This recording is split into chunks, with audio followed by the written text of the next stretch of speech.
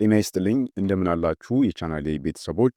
ዛሬ እጅግ በጣም አስፈላጊና ሁላችንም በቤታችን ውስጥ ስለምንጠቀመው ነገር ግን በሚገርም ሁኔታ 99 በመቶ የሚሆነው ሰው አጠቃቀሙ ላይ ስህተት ስለሚሰራበት አንድ ተፈጥሯዊ መድኃኒት እናወራለን። እሱም ነጭ ሽንኩርት ነው። ነጭ ሽንኩርት በብዙዎቻችን ቤት እንደ ተራ የምግብ ማጣፈጫ ቅመም ይታያል። ነገር ግን ሳይንሱ ነጭ ሽንኩርትን የተፈጥሮ መድኃኒት ወይም ደግሞ ክኒን ብሎ ነው የሚጠራው። ለምን ቢባል በውስጡ ከማንኛውም ሰው ሰራሽ መድኃኒት በላይ በሽታን የመከላከልና የመፈወስ አቅም ስላለው ነው። ነገር ግን አንድ ትልቅ ሚስጥር አለ።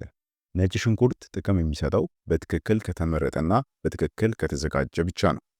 አብዛኞቻችን ነጭ ሽንኩርቱን እንደከተፍን ወዲያውኑ ዘይት ውስጥ እንጨምረዋለን ወይም ደግሞ አብስለን እንበለዋለን። በዚህ ጊዜ ግን የምናገኘው ጣዕሙን እንጂ መድኃኒትነቱን አይደለም። መድኃኒቱን በገዛ እጃችን በሙቀት ገለነዋል ማለት ነው። በዛሬው ቪዲዮአችን ውስጥ ታዲያ አንደኛ ነጭ ሽንኩርትን ከመብላታችሁ በፊት ለምን 10 ደቂቃ መጠበቅ እንዳለባችሁ የሚለውን ሳይንሳዊ ሚስጥር፣ ሁለተኛ መድኃኒትነቱ እንዳይጠፋ በምን አይነት መንገድ ማብሰል እንዳለብን፣ በሶስተኛ ሳይበስል እናም ደግሞ ሽታው ሳይረብሸን እንዴት እንደ መድኃኒት መውሰድ እንችላለን የሚሉትን ዋነኛ ነጥቦችን በዝርዝር እናያለን። እስከ ቪዲዮ መጨረሻ አብራችሁን ቆዩ። ምክንያቱም ከዚህ ቪዲዮ በኋላ ነጭ ሽንኩርት ለእናንተ የምግብ ቅመም ብቻ መሆኑ ያበቃል። በመጀመሪያው ክፍል ላይ የምንመለከተው ነጭ ሽንኩርትን ሳይንሳዊ ምስጢርና እንዲሁም ደግሞ 10 ደቂቃ ለምን መጠበቅ እንዳለብን ነው። ነጭ ሽንኩርት በውስጡ ከ100 በላይ ጠቃሚ የኬሚካል ውህዶች አሉት። ነገር ግን የነጭ ሽንኩርት ንጉስ ተብሎ የሚታወቀውና ለሁሉም የጤና በረከቶች ተጠያቂው አሊሲን የተባለው ንጥረ ነገር ነው። አሊሲን ተፈጥሯዊ አንቲባዮቲክ፣ ጸረ ቫይረስና ጸረ ፈንገስ ሆኖ ያገለግላል። ታዲያ ትልቁ ሚስጥር እዚህ ጋር ነው። አንድ ሙሉ ነጭ ሽንኩርት በእጃችሁ ይዛችሁ ብታሹት ያን ያህል ጠንካራ ሽታ አይኖረውም። ለምን መሰላችሁ? አሊሲን የሚባለው መድኃኒት በነጭ ሽንኩርት ውስጥ ተዘጋጅቶ አይቀመጥም። ይህ ማለት ነጭ ሽንኩርት ገና ሳይላጥና ሳይከተፍ በውስጡ አሊሲን የለው ማለት ነው። ይልቁንም ነጭ ሽንኩርት ውስጥ አሊን የተባለ ፕሮቲንና አሊኒዝ የተባለ ኤንዛይም በተለያዩ የህዋስ ክፍሎች ውስጥ ተለያይተው ተቀምጠዋል። እነዚህም ሁለት ንጥረ ነገሮች ሳይገናኙ መድኃኒት አይፈጠርም። ታዲያ መቼ ነው የሚገናኙት ካላችሁ፣ እኛ ነጭ ሽንኩርቱን ስንጨፈጭፈው፣ ስንከትፈው ወይም ደግሞ ስናኝከው ህዋሳቱ ይሰባበራሉ። ያኔ አሊንና አሊኔዝ ተቀላቅለው በሰኮንድ ውስጥ ወደ አሊሲን መቀየር ይችላሉ ማለት ነው። ያኔ ነጭ ሽንኩርቱ መድኃኒት ሆነ ማለት ነው። ታዲያ ለምን 10 ደቂቃ መጠበቅ አለብን? ይሄ ማለት ነጭ ሽንኩርትን ከከተፍነው በኋላ ለምን 10 ደቂቃ መጠበቅ አለብን? ብዙዎቻችን ነጭ ሽንኩርቱን እንደከተፍነው ወዲያው ምግብ ውስጥ እንጨምረዋለን። ይህ ግን ትልቅ ስህተት ነው። ሳይንሳዊ ጥናቶች እንደሚያሳዩት አሊሲን ተፈጥሮ ተጠናክሮ ለመቆም እናም ደግሞ ከፍተኛው የመድኃኒትነት ደረጃ ላይ ለመድረስ አየር ላይ ቢያንስ ለ10 ደቂቃ ያክል መቆየት አለበት። ይህም 10 ደቂቃ ነጭ ሽንኩርቱ ራሱን የሚከላከልበትን ጦር የሚያዘጋጅበት ጊዜ ነው።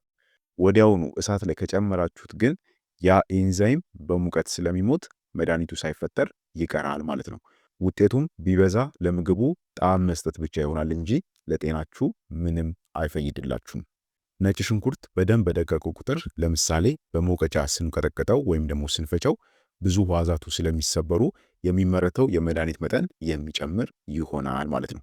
ስለዚህ ከዛሬ ጀምሮ ነጭ ሽንኩርትን ከትፋችሁ ወይም ደግሞ ፈጭታችሁ 10 ደቂቃ ያክል ሳታቆዩት ወደ ምግብ ውስጥ ቶሎ እንዳትጨምሩት። በሁለተኛ ክፍል ደግሞ የምናየው ነጭ ሽንኩርትን በማብሰል ሂደት ውስጥ የምንሰራቸውን ስህተቶች ይሆናል። ነጭ ሽንኩርት በባህሪው እጅግ ስስ ወይም ደግሞ ሴንሲቲቭ የሚባል ተፈጥሮ አለው። በተለይ ሙቀትን በፍጹም አይወድም። ብዙዎቻችን ነጭ ሽንኩርትን እንደ ተራ ቀይ ሽንኩርት አብረን ስለምናቁላለው ሳናውቀው መድኃኒቱ ወደ ተራ ጣዕም እንቀይረዋለን። ሳይንሳዊ ምርምሮች እንደሚያሳዩት ከሆነ ግን ነጭ ሽንኩርት ለ60 ሰከንድ ይሄ ማለት ለ1 ደቂቃ ብቻ በሚፈላው ውሃ ወይም ደግሞ ዘይት ውስጥ ቢቆይ በውስጡ ያለው ጸረ ባክቴሪያና ጸረ ካንሰር ንጥረ ነገር እስከ 90% ድረስ ሊጠፋ ይችላል። ማይክሮዌቭ ውስጥ ለ60 ሰከንድ ማሞቅ ደግሞ መድኃኒትነቱን በ100% ይሄ ማለት ሙሉ በሙሉ ያጠፋዋል ማለት ነው። ስለዚህ በከፍተኛ ሙቀት ሊነካው አይገባም ማለት ነው። ታዲያ መቼ ነው ምግብ ውስጥ መጨመር ያለብን? ምግቡ ጣዕም እንዲኖረው ከፈለጋችሁ ግማሹን መጀመሪያ ላይ መጨመር ትችላላችሁ። ነገር ግን የነጭ ሽንኩርቱን የጤና ጥቅም ለማግኘት ከፈለጋችሁ ደግሞ ቀሪውን ግማሽ ምግቡ በስሎ ሊወጣ 1 ወይም ደግሞ 2 ደቂቃ ሲቀረው ብቻ መጨመር ይኖርባችኋል። በዚህ መንገድ ሙቀቱ ንጥረ ነገሩን ሙሉ በሙሉ ሳይገለው ወደ ሰውነታችሁ እንዲገባ ያደርጋል ማለት ነው። ስለዚህ ምግብ ልታወጡ ስትሉ ነጭ ሽንኩርቱን መጨመር የሚመከር ነው። ምግብ ስትሰሩ ግን ልክ እንደ ቀይ ሽንኩርት አብራችሁ አቁላልታችሁ እንዳትጠቀሙት ወይም ደግሞ እንዳትሰሩት። ይህ ትልቅ የሆነ ስህተት ነው። በክፍል 3 ደግሞ የምናየው ነጭ ሽንኩርትን ለጤና እንዴት ይወሰዳል፣ እንዲሁም ደግሞ አወሳሰድና የበሽታ መከላከያ ዘዴዎቹን እነግራችኋለሁ። ነጭ ሽንኩርት ተፈጥሯዊ መድኃኒት ነው የሚባለው በከንቱ አይደለም። ነገር ግን ጥቅሙን ለማግኘት እንዴት መውሰድ እንዳለብን ማወቅ አለብን። ጥሬ ነጭ ሽንኩርት መብላት ለብዙዎቹ ከባድ ሊሆንባቸው ይችላል። ለዚህም ነው አሁን የምነግራችሁን ሳይንሳዊና ቀላል ዘዴዎች መጠቀም የሚኖርባችሁ። አንደኛ፣ ለከፍተኛ ውጤት ጥሬውን መውሰድ ያስፈልጋል። ነጭ ሽንኩርት ለደም ግፊት፣ ለኮሌስትሮል እና ለሰውነት መከላከያ እንዲሰራ ከተፈለገ ጥሬውን መወሰድ አለበት። ጥሬ ሲባል ግን 1 ወይም ደግሞ 2 ፍሬ ነጭ ሽንኩርት ከትፋችሁ 10 ደቂቃ ያክል አየር ላይ ታቆዩታላችሁ። ከዛ በኋላ በአንድ ማንኪያ ማር አሽቶ ወይም ደግሞ በውሃ እንደ ኪኒን መዋጥ። ይህ አፍ እንዳይሸትና ጨጓራም እንዳይለበልብ ያደርጋል። ሳይታኘክ ስለሚዋጥ አፍ ውስጥ ሽታን አይተውም፣ እንዲሁም ደግሞ የጨጓራ ቃጠሎን ይቀንሳል። ሌላው ሁለተኛው መንገድ ደግሞ ነጭ ሽንኩርቱን በጣም በደቃቁ እንደ ኪኒን ከትፋችሁ በውሃ መዋጥ ነው። ይህ ዘዴ አፍ ውስጥ ስለማይቆይ ሽታው በትንፋሻችሁ እንዳይወጣ ይረዳል። ሌላው በወይራ ዘይት መብላት ይቻላል። የተከተፈ ነጭ ሽንኩርትን በወይራ ዘይት ውስጥ ጨምሮ ለጥቂት ሰዓታት ማቆየት። ይህም ዘይቱ የመድኃኒትነት ባህሪው እንዲኖር ያደርገዋል ማለት ነው። በዚህም መመገብ ትችላላችሁ። ሌላው የነጭ ሽንኩርትን ሽታ እንዴት ማጥፋት እንችላለን የሚለውም ደግሞ ትልቅ የሆነ ጉዳይ ነው። ብዙ ሰዎች ነጭ ሽንኩርት የማይመገቡት ከሰው ጋር ሲገናኙ ሽታው እንዳያሳፍራቸው በመስጋት ነው። ሽታው የሚመጣው በትንፋሽና በቆዳ ቀዳዳዎች ጭምር ስለሆነ ለሱም አሪፍ የሚባሉ መፍትሄዎች አሉት። አንደኛ፣ ፖም መመገብ ትችላላችሁ ወይም ደግሞ አፕል። ፖም ውስጥ ያሉ ኢንዛይሞች የነጭ ሽንኩርትን ሽታ ሰባብረው የማጥፋት ከፍተኛ አቅም አላቸው። ሁለተኛ፣ ካገኛችሁ የፐርስሌ ቅጠል ማኘክ።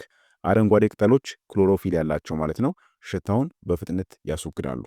ሌላው መፍትሄ ወተት መጠጣት ነው ለሽታው። ወተት ውስጥ ያለው ስብ የሰልፈር ውህዶችን አጥፍቶ ሽታው እንዳይወጣ ያደርጋል። በዚህ መንገድ ሽታውን መቀነስ ትችላላችሁ ማለት ነው። ሌላው በአራተኛ የምነግራችሁ ነጥብ ደግሞ ነጭ ሽንኩርት ለየትኞቹ በሽታዎች እንዴት መወሰድ አለበት የሚለው ነው። ለደም ግፊትና ለልብ ጤና ከሆነ ነጭ ሽንኩርት የደም ስሮችን በማስፋት ደም በቀላሉ እንዲፈስ ያደርጋል። ታዲያ በቀን 2 ፍሬ ነጭ ሽንኩርት ጥሬውን መውሰድ የደም ግፊትን እንደ መድኃኒት የመቀነስ ከፍተኛ አቅም አለው። ለተፈጥሮ በሽታ መከላከል ከሆነ ጉንፋን ወይም ደግሞ የሳይነስ ህመም ሲኖርባችሁ ነጭ ሽንኩርት በውስጡ ባለው ሰልፈር አማካኝነት ባክቴሪያዎችን ያስወግዳል። ሌላው ለኮሌስትሮል ቁጥጥር ነው። መጥፎ ኮሌስትሮል ለሚሰቃዩ ሰዎች በየቀኑ ጥሬ ነጭ ሽንኩርት መውሰድ በደም ስሮች ውስጥ የተከማቸ ስብን ለማቅለጥ ይረዳቸዋል። ሌላው ትልቁ ነጥብ ምነግራችሁ ምንድነው፣ ጥንቃቄ የሚገባቸው ሰዎች ምን አይነት ሰዎች ናቸው የሚለው ነው። ነጭ ሽንኩርትን ሲጠቀሙ አንደኛ፣ የደም ማቅጠኛ የሚወስዱ ሰዎች። ነጭ ሽንኩርት ራሱ ደም የማቅጠን ባህሪ ስላለው የደም ማቅጠኛ መድኃኒት የምትወስዱ ሰዎች ከመጠን በላይ መጠቀም የለባችሁም። በሁለተኛ፣ ከቀዶ ጥገና በፊት ማንኛውም ቀዶ ጥገና ወይም ደግሞ ሰርጀሪ ከመደረጉ ከ2 ሳምንት በፊት ነጭ ሽንኩርት በብዛት መውሰድ ማቆም ያስፈልጋል። ምክንያቱም ደም እንዳይረጋ ስለሚያደርግ ነው። ሌላው የጨጓራ ቁስለት በሶስተኛ፣ የጨጓራ ቁስለት ያለባቸው የቆሰለ ጨጓራ ያላቸው ሰዎች ጥሬ ነጭ ሽንኩርት ሲወስዱ ሊያቃጥላቸው ስለሚችል በጥንቃቄ መሆን ይኖርበታል ማለት ነው። እንግዲህ ውድ ተመልካቾቼ ዛሬ ያየናቸው ነጥቦች ጥቃቅን ቢመስሉም በጤናችን ላይ የሚያመጡት ለውጥ ግን እጅግ ከፍተኛ ነው። ነጭ ሽንኩርትን ስንጠቀም ቆርጠነው ወይም ደግሞ ፈጭተነው 10 ደቂቃ መጠበቅ ይኖርብናል። ይህ እንደ ትልቅ ሕግ ልንቆጥረው ይገባል። ተፈጥሮ የሰጠችንን ይህንን ታምረኛ መድኃኒት በትክክለኛ መንገድ በመጠቀም ራሳችንን ከደም ግፊት፣ ከኮሌስትሮል እናም ከተለያዩ ኢንፌክሽኖች መከላከል እንችላለን። ጤና ማለት በገንዘብ የማይገዛ ትልቅ ሀብት ነው፣ እንዳትሸወዱ። ይህንን ሀብት ለመጠበቅ ደግሞ እንደ ነጭ ሽንኩርት ያሉ ቀላልና በቤታችን የሚገኙ ነገሮችን አጠቃቀሙ ማወቅ በቂ ነው። ዛሬ ነገርኳችሁን እነዚህን 3 ክፍሎች በተግባር ሞክራችሁ በሰውነታችሁ ላይ የምታዩትን ለውጥ ደግሞ ከጥቂት ሳምንት በኋላ ተመልሳችሁ እዚህ አስተያየት መስጫው ላይ ወይም ደግሞ ኮሜንት ላይ እንድትነግሩኝ አሳስባችኋለሁ። ይህ ቪዲዮ ጠቃሚ መረጃ እንደሰጣችሁ ተስፋ አደርጋለሁ። ለእናንተ ከጠቀማችሁ ለምትወዳቸው ሰዎች ደግሞ ጠቃሚ እንዲሆን ሼር ማድረጋችሁን አትርሱ። በቀጣይ በሌላ አስተማሪ የጤና ትምህርት የምንገናኝ ይሆናል። እስከዛው ቸር ሰንብቱ።